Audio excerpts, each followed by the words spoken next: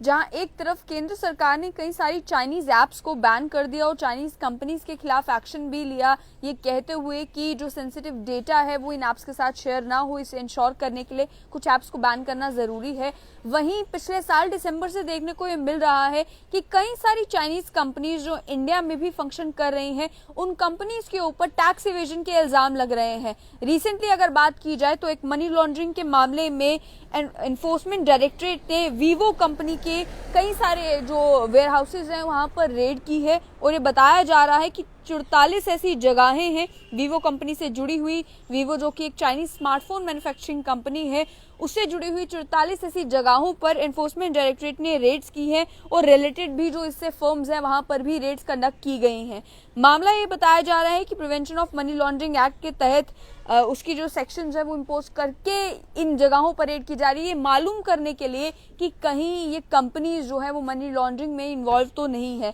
जहां जहां पर रेड हुई उसमें दिल्ली, उत्तर प्रदेश, मेघालय, महाराष्ट्र और अन्य कई सारे राज्यों में जो वीवो से जुड़ी हुई जगहें हैं वहां पर एनफोर्समेंट डायरेक्टरेट ने रेड्स की। लेकिन जम्मू कश्मीर से भी इसका एक कनेक्शन निकल कर आ रहा है। बताया ये जा रहा है कि दिल्ली पुलिस ने एक एफआईआर, जो इकोनॉमिक ऑफेंसेस विंग है दिल्ली पुलिस का, उन्होंने एक एफआईआर दर्ज की थी अगेंस्ट डिस्ट्रीब्यूटर जो जम्मू कश्मीर की एक एजेंसी का डिस्ट्रीब्यूटर था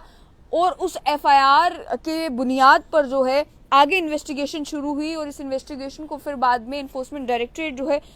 वो प्रोब कर रही है, वो मालूम करने की कोशिश कर रही है कि कहीं क्रिमिनल एक्टिविटीज से पैसा लेकर उसे फिक्टिशियस फर्म्स में ट्रांसफर करके मनी लॉन्ड्रिंग तो नहीं की जा रही है। ये बताया जा रहा है कि अभी तक वीवो ने इस मामले में कोई ऑफिशियल स्टेटमेंट जारी नहीं किया है। न्यूज एजेंसीज ने बात करने की कोशिश की वीवो के जो इंडिया में इंचार्ज हैं उनसे, लेकिन कोई रिस्पांस अभी तक नहीं आया है। लेकिन इसके साथ साथ में कहा जा रहा है कि जो दिल्ली पुलिस ने एफआईआर लगाई थी जम्मू कश्मीर की एक एजेंसी के डिस्ट्रीब्यूटर के ऊपर, उसमें ये इल्जाम लगे थे कि कुछ चाइनीज शेयर होल्डर्स कंपनी में जो हैं उन्होंने अपने आइडेंटिटी डॉक्यूमेंट्स फॉर्ज किए हैं, यानी कि जाली आइडेंटिटी डॉक्यूमेंट्स बनाए हैं।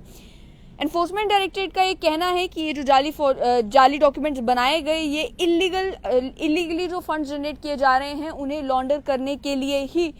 ये डॉक्यूमेंट्स जो हैं वो प्रिपेयर किए गए हैं। शेल पेपर कंपनीज क्रिएट करके जो क्रिमिनल एक्टिविटीज से पैसा इकट्ठा होता है उन्हें इन शेल कंपनीज में ट्रांसफर करने के लिए ये फिक्टिशियस डॉक्यूमेंट्स बनाए गए हैं और ये भी कहा गया कि ये पैसा फिर अब्रॉड ट्रांसफर किया जा रहा है इंडियन टैक्स और इन्फोर्समेंट एजेंसी से बचकर, यानी कि इंडिया में जो टैक्स लॉज हैं उन्हें भी अबाइड बाय नहीं कर रही हैं ये चाइनीज कंपनीज और साथ साथ में मनी लॉन्ड्रिंग की एक्टिविटीज में भी शामिल इन्हें बताया जा रहा है। अभी तक ये इल्जाम है, 44 रेड्स हो चुकी है और आगे मामले की इन्वेस्टिगेशन हो रही है। इससे पहले भी आपको बताएं कि दिसंबर के महीने में अगर देखा जाए तो इनकम टैक्स डिपार्टमेंट ने चाइनीज स्मार्टफोन मेकर्स, उनके डिस्ट्रीब्यूटर्स और उसके साथ जुड़े हुए कई सारे एसोसिएट्स के यहाँ पर रेड्स कंडक्ट की थी और ये